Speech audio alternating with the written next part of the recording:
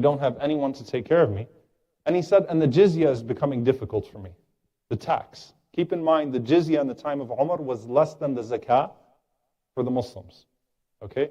Technically speaking, the jizya, which was mandatory on able-bodied men, right, that were not Muslim, in exchange for protection and security and military, all of the benefits of having a military fight on your behalf the way that they'd fight on behalf of their own. It was actually less than the zakat. But when this man said it was the jizya, look at what Umar radiallahu ta'ala anhu did. Umar radiallahu ta'ala anhu, he took him by his hand and then he put his arm around his neck and he walked him home. And Umar radiallahu ta'ala anhu called for the head of Baytul Mal, so the custodian of the treasury. And he said that I want you to assign a stipend for this man. I want you to make sure that he's getting paid and that he's being taken care of. And Umar radiallahu ta'ala anhu, he started to cry and he said, Wallahi ma ansafnak. He said, Wallahi, we did not show you justice. He said, نَأْخُذُ مِنْكَ شَابًا ثُمَّ نُضَيِّعُكَ شَيْخًا.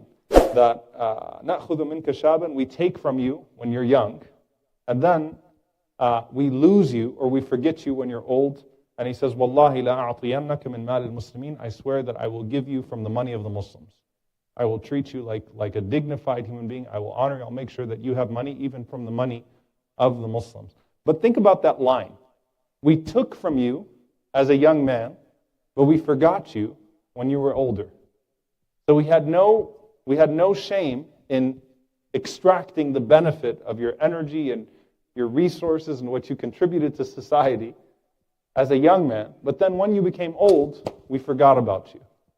Think about that as a policy. What does that translate into policy? What does that translate into maintaining, proper social security and retirements for, and making sure that the elderly are taken care of economically from a policy perspective? This is something that's rooted in our tradition. Because if Umar radiallahu anhu is saying that to an elderly Jewish man that lives in his care, he's not talking about the military, he's not talking about, as far as the deen. This old man didn't used to come to the masjid and do things for the Muslims. This old man was someone that used to work in society as a young man.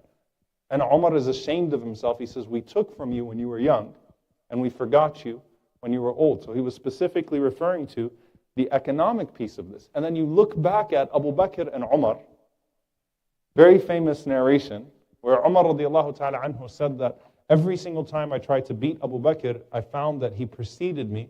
كَانَ سَبَّاقًا لِكُلِّ خَيْرٍ. He always preceded me to every good. And there's the famous story of the zakat, the sadaqah story. You hear it at every single fundraiser. Right? Abu Bakr gave, Umar gave half of his wealth and thought he would win. Then Abu Bakr gave 100% of his wealth. But there's another story where Umar radiallahu anhu said, all right, listen, I'm gonna surpass him in things that I know that he can't do. So it was during the Khilafah of Abu Bakr that Umar radiallahu anhu went to the outskirts of Medina, and he went to serve particularly the elderly women that were on the outskirts of Medina.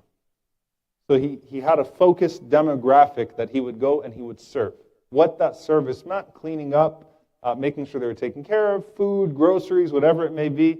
They needed some help in the home, to fix something in the house. So Umar radiallahu anhu wanted to go do that.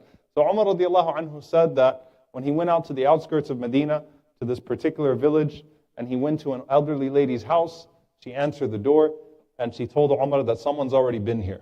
And he's like, what? Who? Who comes all the way out here? So she said he doesn't want anyone to know.